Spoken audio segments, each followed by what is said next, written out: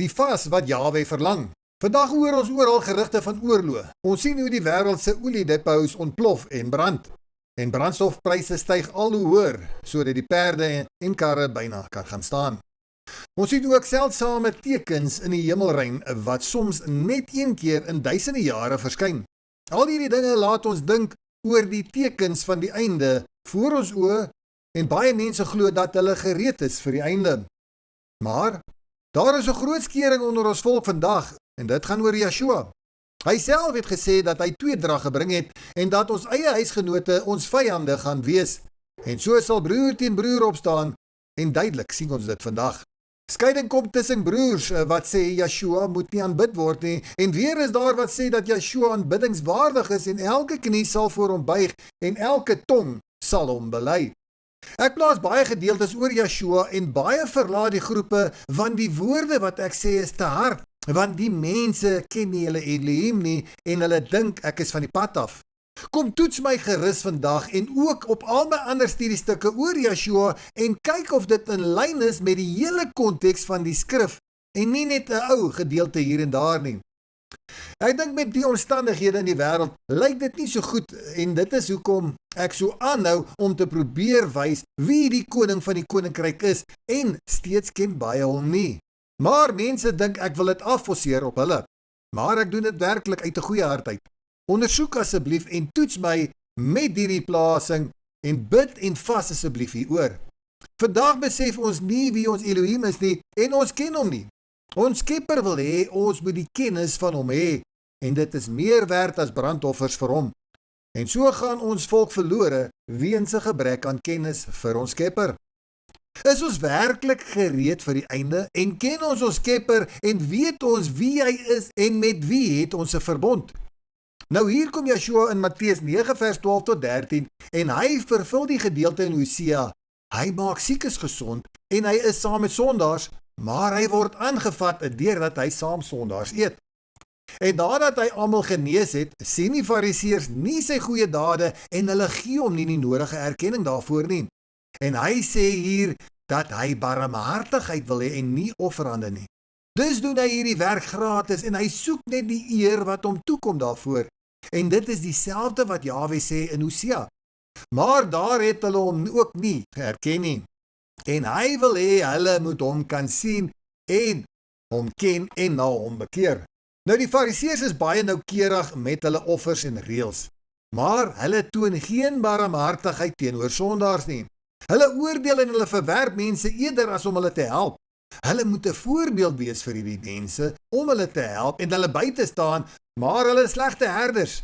En Yeshua kom wys hulle, hy is die goeie herder, maar hulle verag hom. En so het hy, let wel, na sy eiendom gekom. Dit wil sê, ons behoort aan hom. Maar mense verwerp hom en hulle ken hom nie vir wie en wat hy is nie. Nou in Sagaria 7, dan sien ons vas die volk vir jare lank, maar Jahwe sê, dit was nie werklik vir hom gewees nie. Dit was nie opregte verlange, bekering of liefde vir hom nie, maar eerder 'n ritueel vir hulle self. Selfsugtigheid sonder 'n ware hart vir geregtigheid en barmhartigheid. Die mense vas om nader aan hom te kom of hom beter te kan leer ken, maar hier sê Jahwe in Sagaria dat hulle gevas het, maar dit was nie vir hom nie. Dis vas hulle, maar hy is nie in hierdie vas nie. Hulle ken hom nie en hulle vas nie vir hom nie. Nou met Sagaria 7 in gedagte, kom ons gaan kyk nou vir wie was daar gevas gewees. Nou in Yeshua se tyd, die disippels vas nie terwyl hy by hulle was nie, want hy is die bruidegom. En dit sien ons in Matteus 9 vers 15, Markus 2 vers 19 tot 20 en Lukas 5 vers 34 tot 35. Dit lyk soos 'n uitsondering op vas, maar Yeshua sê wanneer die bruidegom weggeneem word, sy foltering en sy hemelvaart, dan sal hulle vas, as 'n uitdrukking van verlange na hom. Dus hoekom vas hulle nie? Want Yeshua is in hulle midde.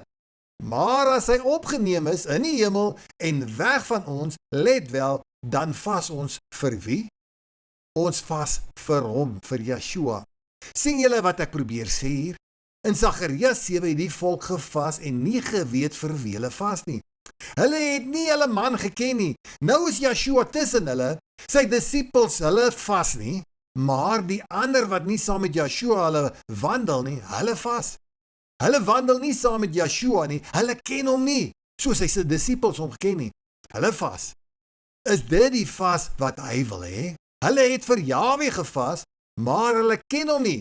Nou is Elohim met ons en baie sy eie mense neem hom nie aan nie.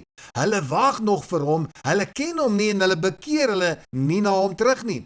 Hulle is hom nie genadig of barmhartig nie en dit is wat hy verlang.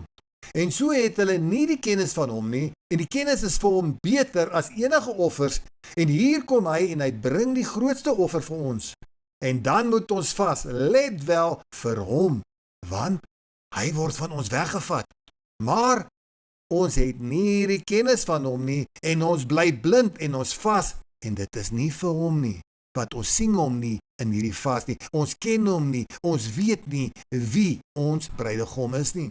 En dit is nie die vas wat hy soek nie. Hy wil hê, ons moet die kennis van hom hê.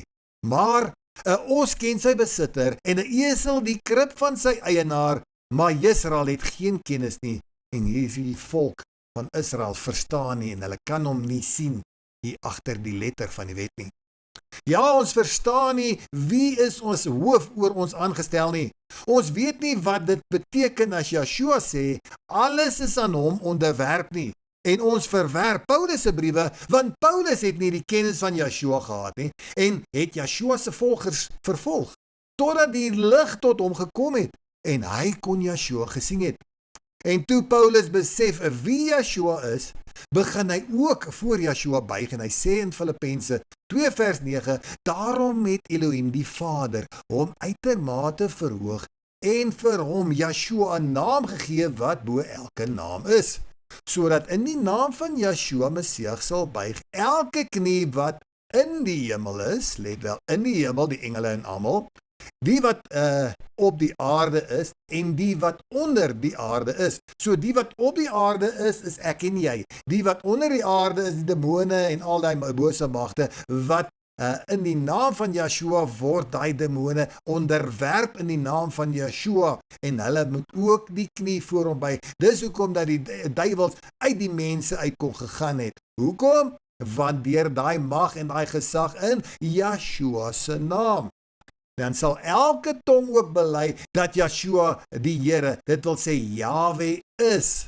Want Yahweh beteken Kyrios, en Kyrios is die naam van Yahweh wat hulle gebruik het in die Ou Testament en in die Griekse Septuagint. Gaan toets my en gaan kyk of dit werklik so is wat ek vir julle sê. So ons sal erken dat Yeshua Messias Yahweh is. Hoekom? Tot heerlikheid van Elohim die Vader, want die Vader het hom, Yeshua, aan ons verbind. Nou hier in Handelinge 13 en 14 sien ons nou vas die disippels. Nou met hierdie bogenoemde gedeelte van Sagaria en van Yeshua wat sê, hy is die bruidegom wat in hulle midde is en hulle hoef nie te vas as hy in hulle midde is nie. Met hierdie in gedagte, vir wie vas hulle? Vir Yeshua, die bruidegom wat van hulle al weggevat was. En let wel, hulle was besig om wie te dien? Let wel, die Here, Kyrios, wat reg deur die Nuwe Testament Yeshua genoem word. Want hulle vas vir hom, vir Yeshua. En dis dieselfde in Handelinge 14 vers 23 sien ons, en 'n baie belangrike leidraad hier, na gebed en vas, opgedra aan die Here, in wie hulle geglo het. Let wel, in wie hulle geglo het. In wie moet ons nou weer glo? Kom ons kyk wat sê die skrif self, en dis nie ek wat dit sê nie, ek quoteer dit net. Johannes 3 vers 16, want so lief het Elohim die Vader die wêreld gehad, dat hy sy enigste seun gegee het, so hy gee hom as 'n verbond vir ons, sodat elkeen wat in hom glo, in wie? In sy seun Yeshua glo, nie verlore mag gaan nie, maar die ewige lewe kan hê. En dan Johannes 3 vers 18, wie in hom glo, dit wil sê in Yeshua glo, word nie veroordeel nie. Wie nie glo nie, is klaar veroordeel, omdat hy nie geglo het in die naam van die enigste seun van Elohim nie. Die naam bo al die name waardeur ons gered word, waarby elke knie sal buig. Is dit so moeilik om dit te verstaan of om dit te begryp? Johannes 6 vers 47, voorwaar ek sê vir julle, wie in my, dit wil sê in Yeshua glo, het die ewige lewe. Sien julle, het ons werklik die kennis van die een met wie ons 'n verbond het, en met wie die Vader ons verbind het? Het die Vader jou werklik geroep en getrek om Yeshua te sien en in Yeshua te glo, en vir hom te vas wat van ons weggeneem was? Ja, ek praat baie vandag oor Yeshua se goddelikheid en mense verlaat my groep elke keer as ek oor Yeshua se goddelikheid praat. Maar dit is reg, want as die Vader jou nie getrek het om die kennis van Yeshua te ken nie, sal hierdie woorde van my hart vir julle wees, en julle sal nie hierna kan luister nie, en dit is nou makliker om die groep te verlaat, as om hierna te luister. Nou met al hierdie dinge wat tans gebeur in die wêreld, en die Pesachfees wat voorlê, waar baie mense nou Pesach reëlings tref en regmaak vir die fees, wil ek vir jou iets vra. Ken jy werklik die lam? Weet jy wie se fees jy vier en oor wie die fees te gaan? Vier jy werklik die fees vir die een in wie jy glo en vir wie jy vas? Of is dit 'n vas wat hy nie verlang nie? Of 'n fees wat hy haat wat jy vier, want jy sien hom nie in hierdie fees nie? Ontwaak o volk van Yeshua, kry die kennis van Yeshua, jou man, jou bloedbruidegom en koning, en besef wie hy is, en glo in hom, want anders sal hy ook vir jou sê, ek versmaad julle feeste, want ek het geen behaag daarin nie, want jy sien my nie eers daarin nie. En jou vas beteken vir my niks nie, want jy sien my nie as jou man nie.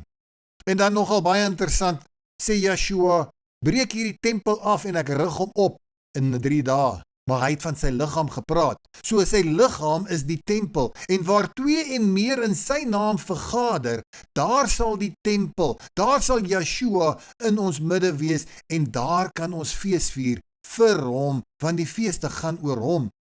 As jy nie Yeshua kan sien as hierdie tempel nie, hierdie lam wat vir jou ingestaan het nie, of hierdie Elohim waarvoor jy moet vas nie, dan het jy nie 'n tempel in jou midde nie. So hoe gaan jy die fees vier sonder die tempel in jou midde? Want hy is hierdie tempel, hy is alles. So dink bietjie mooi daaroor, voor jy jou feeste gaan geniet, en dit nie ter eer van sy naam gaan vier nie. Laat die wat kan hoor, en die wat kan sien, sal sien, en hulle koning in sy feeste kan sien, en na hom verlang in hul vas en gebed. As jy nou nog na my kon geluister het tot hiertoe, het jy werklike begeerte om te luister. Halleluja. Mag jy 'n geseënde dag hê. Shalom.